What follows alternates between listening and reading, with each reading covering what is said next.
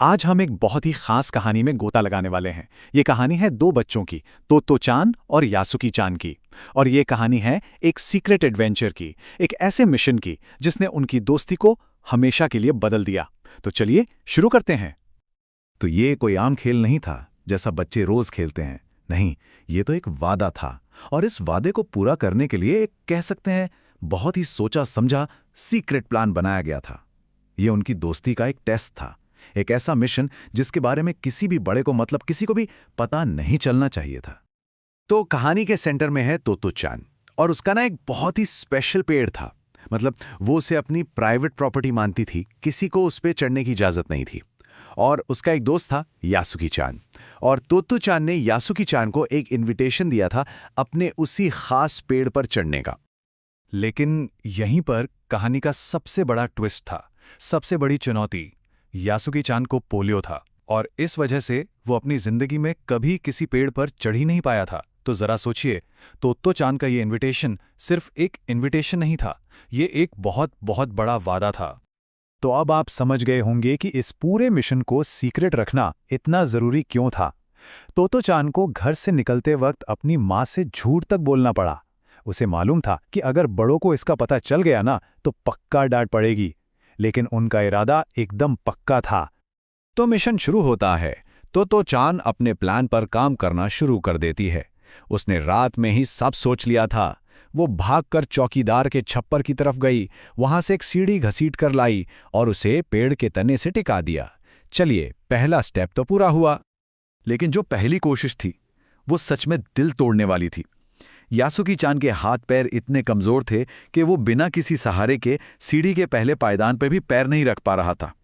तोत्तो-चान ने पूरी ताकत लगाई, उसे पीछे से धक्का दिया, पर वो खुद भी तो छोटी सी थी, उसकी मदद काफी नहीं थी।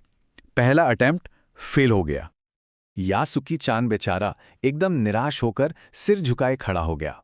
और शायद ये वो पहला पल था जब तोत्तो-चान को एहसास हुआ कि अरे, ये काम तो उतना आसान है ही नहीं जितना उसने सोचा था। एक पल के लिए तो ऐसा लगा कि ये सब नामुमकिन है। लेकिन तोत्तो-चान के दिल में एक बहुत गहरी इच्छा थी कि कुछ भी हो जाए यासुकी-चान को अपने पेड़ पर चढ़ाकर रहेगी। और उसका दोस्त भी उतना ही चाहता था पेड़ पर चढ़ना। तो नहीं, तोत्तो-चान ने हार नहीं मानी। उसे बस अपने दोस्त को पेड़ पर चढ़ाना था, बस। और यहीं पर तोत्तो-चान का जो डिटर्मिनेशन था वो देखने लायक था। वो फिर से चौकीदार के छप्पर की ओर दौड़ी। वहां हर चीज को उलटना पुलटना शुरू कर दिया। कुछ ऐसा ढूंढ रही थी जिससे काम बन जाए। और आखिर में उसे मिली एक तिपाई सीढ़ी, मतलब एक ऐसी स्टेप लैडर जो बिना सहारे के खड़ी रह सकती थी। ये उनकी नई उम्मीद थी। और फिर उसने एक बड़ी बहन की तरह पूरे भरोसे के साथ यासुकी-चान से कहा, देखो, अब डरना मत, ये डगमगाएगी नहीं। और बस इन शब्दों ने यासुकी-चान में जैसे एक नई जान फूंक दी। उसने पसीने में भीगी हुई तोत्तो-चान को देखा, फिर पेड़ को देखा, और इस बार पूरे इरादे के साथ पहला कदम आगे बढ़ाया। और यहां से शुरू होती है वो मुश्किल चढ़ाई।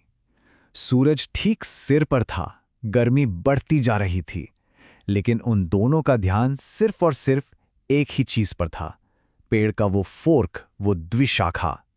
ये चढ़ाई बहुत धीरे धीरे और बहुत थका देने वाली होने वाली थी। एक एक कदम चढ़ना एक जंग जैसा था। दोनों के दोनों पसीने से बिल्कुल तरबतर हो चुके थे, पर हिम्मत नहीं हारी थी। बस एक ही लक्ष्य था, यासुकी-चान को किसी भी तरह ऊपर पहुंचाना है, चाहे जो हो जाए। और उनका टीम वर्क तो देखिए। तोत्तो-चान नीचे खड़ी थी और यासुकी-चान का एक एक पैर सीढ़ी पर रखवाने में मदद कर रही थी। यहां तक कि वो अपने सिर से उसके पिछले हिस्से को सपोर्ट दे रही थी ताकि उसका बैलेंस बना रहे। यासुकी-चान अपनी पूरी ताकत से जूझ रहा था और आखिरकार वो ऊपर पहुंच गया। वो सीढ़ी के सबसे ऊपर वाले पायदान पर था, बिल्कुल पेड़ की द्विशाखा के लेवल पर। ये एक जीत का पल था वाकई। लेकिन रुकिए, मिशन अभी खत्म नहीं हुआ था। सच तो यह है कि सबसे खतरनाक, सबसे रिस्की हिस्सा तो अब आना था। सवाल यह था कि सीढ़ी से पेड़ की डाल पर कैसे जाएं? यह सबसे मुश्किल सवाल था। ये जो आखिरी मूव था ना, ये अनबिलीवेबल रूप से रिस्की था। एक भी गलत कदम और सब खत्म हो सकता था। तोत्तो-चान ने यासुकी-चान का हाथ पकड़ा और उसे अपनी पूरी ताकत से खींचना शुरू किया। सोचिए, यासुकी चान को तोतो चान पर कितना भरोसा होगा, और तोतो चान भी कितना बड़ा खतरा उठा रही थी। ये उनकी दोस्ती का सबसे बड़ा टेस्ट था। और तभी, जैसे मानो कुदरत भी उनकी मदद के लिए आ गई हो, एक बड़ा सा बादल आया और उसने उन्हें तेज धूप से बचा लिया। और फिर इतनी मेहनत, इतनी मुश्किलों के बाद आखिरकार वो पल आ ही गया। दोनों बच्चे आमने सामने पेड़ के उस द्विशाखा पर बैठे थे। वो कामयाब हो गए थे। पसीने में भीगे अपने बालों को चेहरे से हटाते हुए तोतो चान ने बहुत सम्मान के साथ झुककर कहा, मेरे पेड़ पर तुम्हारा स्वागत है। क्या गर्व का पल था वो। यासुकी चान ने भी डाल के सहारे खड़े होकर मुस्कुराते हुए पूछा, क्या मैं अंदर आ सकता हूं? और फिर उसकी आंखों में जो खुशी और हैरानी थी, उसने कहा, तो ऐसा होता है पेड़ पे चढ़ना। उस दिन पहली बार यासुकी चान ने दुनिया को एक ऐसे एंगल से देखा, एक ऐसी ऊंचाई से देखा जहां से उसने पहले कभी नहीं देखा था। वो दोनों बहुत देर तक उस पेड़ पर बैठे रहे, बातें करते रहे और दुनिया को एक बिल्कुल नए नजरिए से देखते रहे। तो आखिर इस कहानी का मतलब क्या है? ये सिर्फ एक पेड़ पर चढ़ने का दिन नहीं था। नहीं, ये एक बच्चे के लिए दुनिया को देखने का नजरिया हमेशा हमेशा के लिए बदल देने वाला दिन था। ये दोस्ती की कहानी थी, हिम्मत की कहानी थी और एक नामुमकिन लगने वाली चीज को मुमकिन कर दिखाने का अनुभव था। और यहाँ एक बहुत ही भावुक कर देने वाली सच्चाई है। वो पहली बार था और वो आखिरी बार भी था जब यासुकी चान किसी पेड़ पर चढ़ा। यह अनुभव उसकी जिंदगी का पहला और आखिरी एक यूनिक एक्सपीरियंस बन गया। तोतो चान की उस जबरदस्त कोशिश ने यासुकी चान को एक ऐसी दुनिया दिखा दी जिसके बारे में उसने कभी सोचा भी नहीं था।